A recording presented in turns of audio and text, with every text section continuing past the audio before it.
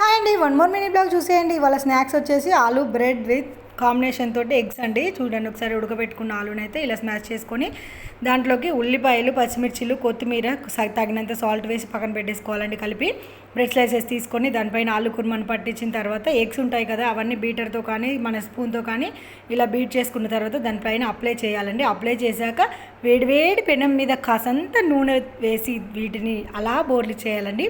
ఈ మన రుద్దిన సైడ్ వేసిన తర్వాత పైన ఖాళీగా ఉంటుంది కదా, పైన కూడా మన ఎగ్ని మొత్తం ఇట్లా ఫిలప్ చేసుకోవాలండి. ఫిలప్ చేసుకున్న తర్వాత అటు ఇటు టర్న్ చేసుకుంటూ గోల్డెన్ బ్రౌన్ కలర్ వచ్చేంత వరకు కాల్చుకోవాలండి.